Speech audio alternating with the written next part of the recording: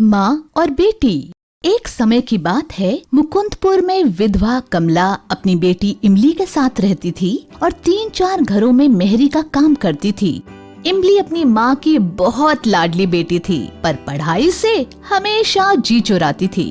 कमला के लाख समझाने पर भी वो पढ़ाई पर ध्यान नहीं देती थी। हरियो इमली, उठ जा, देख सूरज देवता सर पर चढ़ाए हैं। नहीं माँ, आज मैं स्कूल नहीं जाऊंगी, मेरा पेट बहुत दुख रहा है। वैसे भी आज इतवार है, तो उठ और जाकर मुंह धो ले, तब तक मैं चाय छानती हूँ। नहीं माँ, आज मैं बहुत देर तक सोऊंगी। नहीं बिटिया, कल दुर्गा अष्टमी है, तो आज काम ज्यादा है, तू भी चल मेरे साथ। इमली मुंह धोकर आती है और माँ के साथ बैठकर चाय पीती है। अब पेट दर्द कैसा है तेरा? पेट तो ठीक है, लेकिन मुझे अभी और सोना है। जल्दी कर, आज काम में मेरा हाथ बटाना। अरे माँ, वहाँ फिर से दुखने लगा तो सेठानी से बोलकर गोली दिलवा दूंगी, समझी?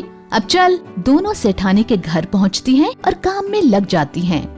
इमली, तू झाड़ू निकाल दे, तब तक मैं बर्तन मांजती हूँ। झाड़ू निकालते हुए जब इमली रसोई के सामने आई तो उसके नाक में एक अजीब सी खुशबू समाने लगी।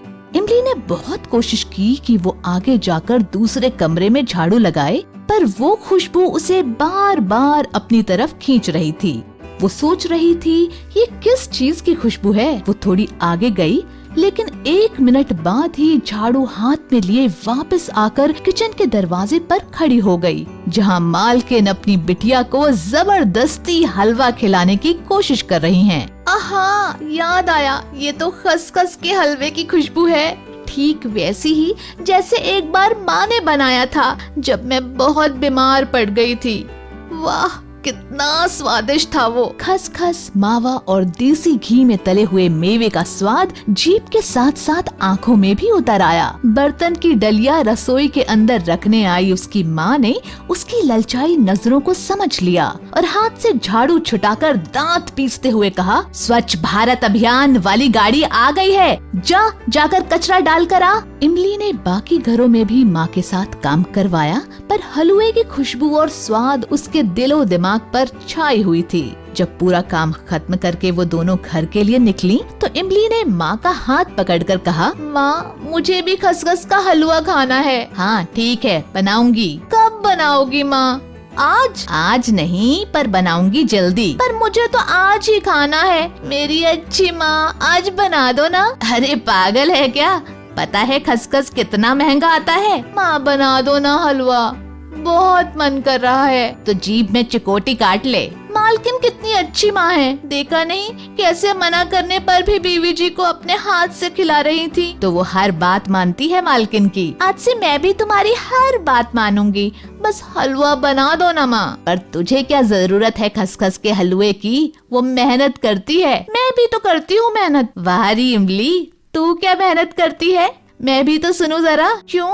हर इतवार को तुम्हारे साथ जाती हूँ ना काम पर। वो दिमाग चलाती है, हमेशा फर्स्ट आती है स्कूल में, समझी? आज से मैं भी पढ़ूंगी और फर्स्ट आऊंगी, तब तो बना दोगी ना? हाँ, लेकिन जब फर्स्ट आकर दिखाएगी तब। अब इमली को आस बंधी और वो वाकई बहुत मेहनत करने लगी। इधर माँ के अंदर बेटी को खसखस का हलवा खिलाने की इच्छा जोर मारने लगी।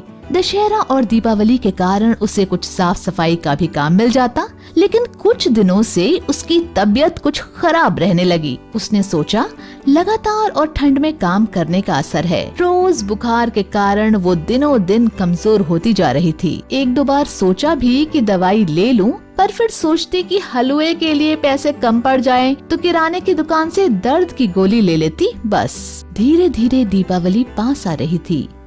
कमला ने इमली की मेहनत देखकर तय किया कि इस दीपावली हर हाल में इमली को खसखस का हलवा बनाकर खिलाएगी, चाहे कुछ भी हो जाए।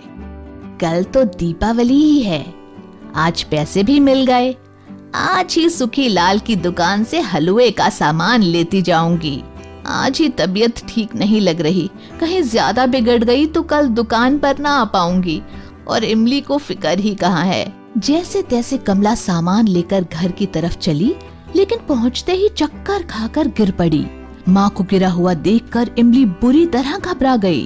वो रोते हुए कंपाउंडर चाचा के पास गई और उन्हें पूरी बात बताई। कंपाउंडर चाचा भले मानस थे, फौरन दवाई का डिब्बा लेकर इमली के घर चले आए। अरे इमली, अभी तो मैंने एक इंजेक्शन लगा दिया है, लेकिन ये दवाइयाँ भी बहुत जरूरी हैं। कल जरूर ले आना। हाँ चाचा, ठीक है। ये लो पर्चा, अपनी माँ का ध्यान रखना। चलता हूँ।